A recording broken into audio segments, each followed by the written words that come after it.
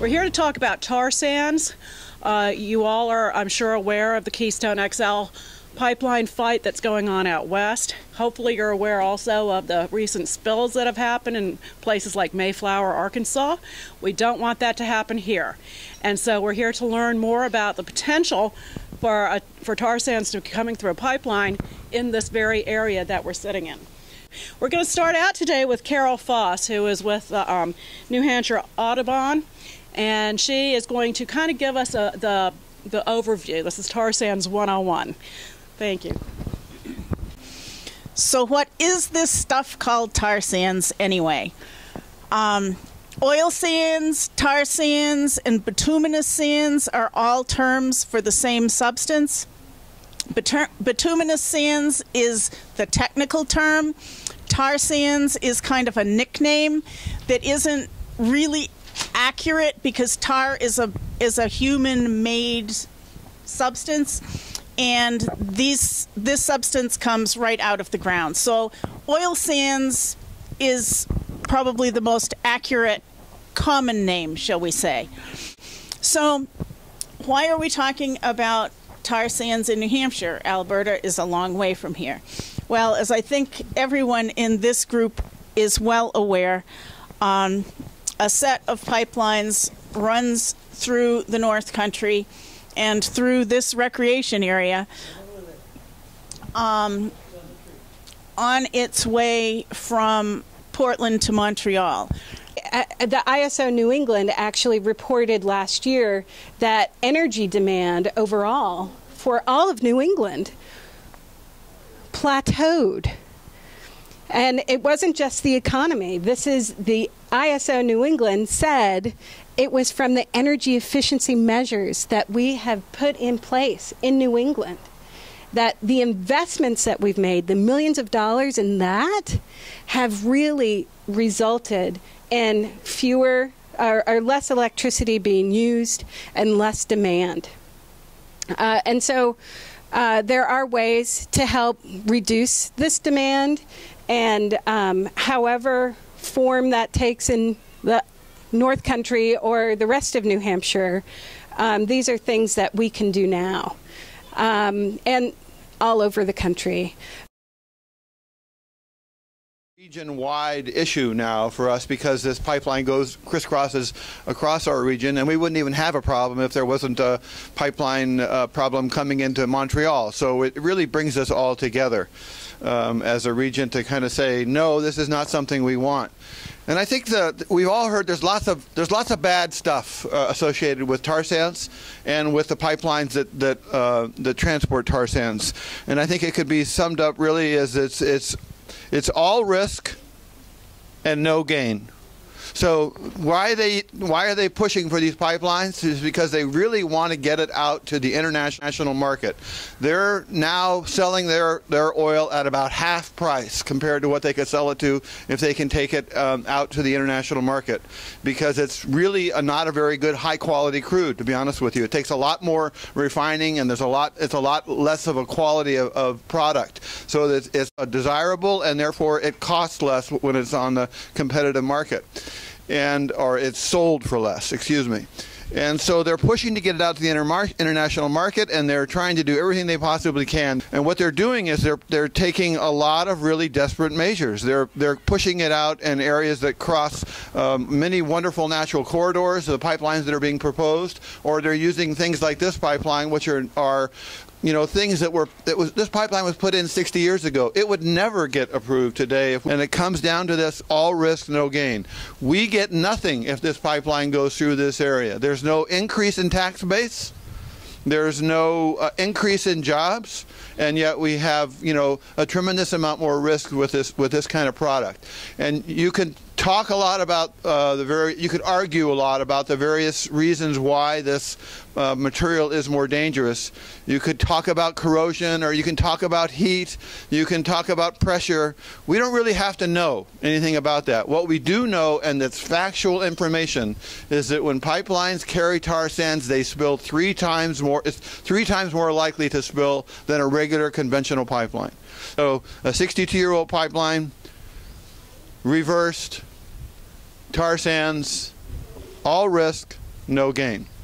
And the reality I think we have to kind of keep in mind here is that who are we dealing with here? We think we're dealing with the Portland-Montreal Pipeline Company, which is a nice local sounding organization. Who owns this company? ExxonMobil. ExxonMobil is the majority stockholder of this company. Who is the majority, who is one of the largest investors in the tar sands organization, in the tar sands mining operation? ExxonMobil. So what are they motivated for? They want to get this product out to market, and they're going to push this local company to do everything they possibly can to get it approved. The good news is there's a lot of organizations that are lining up to stop this. You know, the reality of it is every major oil company in the world has invested in the Alberta tar sands. Countries have invested in the Alberta tar sands. And then every single major fossil fuel company in the world has invested in the Alberta tar sands. So that's who we're really up against, is the fossil fuel industry. But there have to be ways, if there is a pipeline like this, to assure that there is never a spill.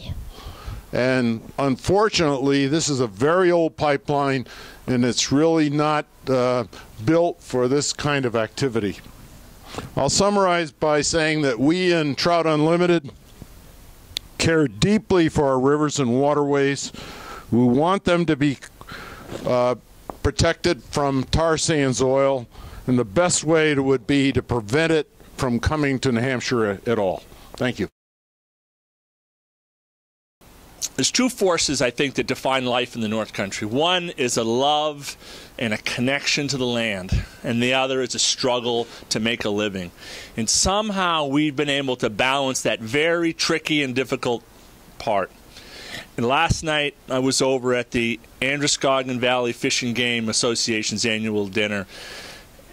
And you know, there's not that much difference between these environmental groups and them, and I see more of a connection than an opposition. But if we speak the same way, and we speak of our common love for this environment, and yes, of course there's a struggle. There's always a struggle. It's part of who we are, it's part of what makes us great, and it's part of the state. I want to just close with, I was reading something last night, and it stuck in my mind. It was Dante's description of hell as a place without connections. And we're so fortunate in the North Country that we have so many connections. As a school teacher, I can tell you there's nothing greater in this world when a kid gets it and says, aha. And you know, we're connected to the land. We're connected to each other. Metropolitan areas, I just wonder. And when we see what happened in Boston and other areas, it makes you, there's something great about being in an area where we have some elbow room. And we live kind of in the past to a degree, and that's not all bad. But much of our society is losing that connection to each other, to our children, to our past, to our future.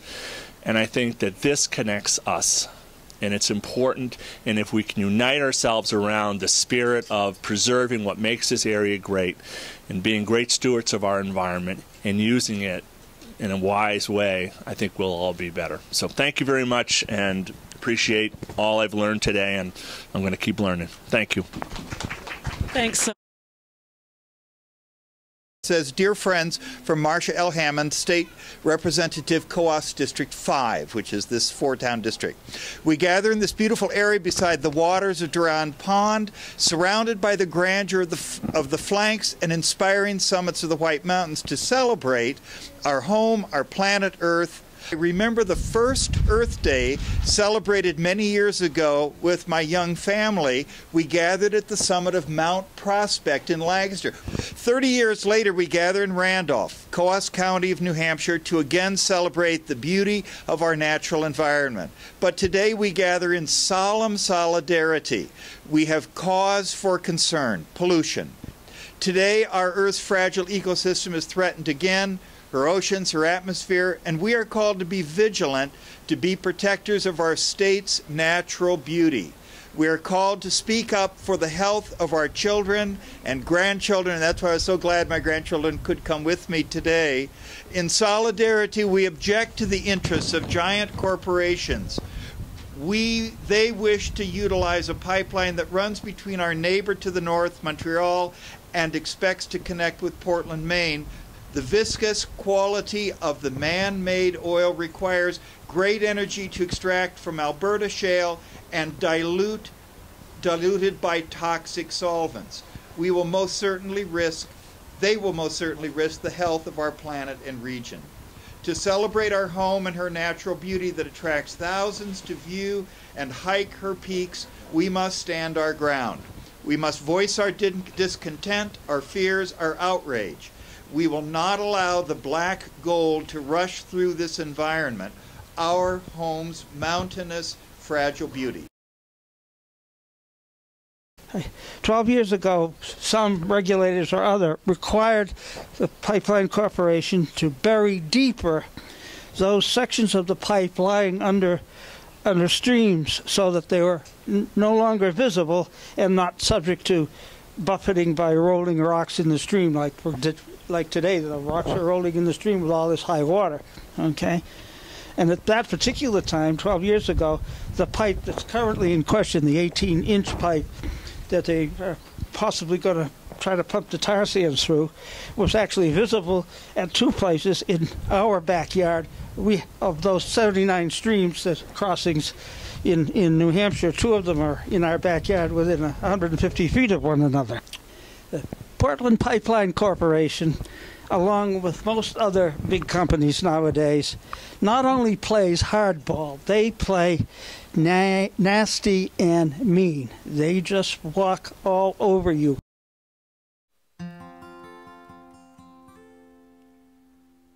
This land is your land. This land is my land. From California to the New York Island, from the redwood forest to the Gulf Stream waters. This land was made for you and me. In the shadow of the steeple by the relief office, I saw my people as they stood there hungry. I stood there wondering, is this land made for you and me? As I was walking that ribbon of highway, I saw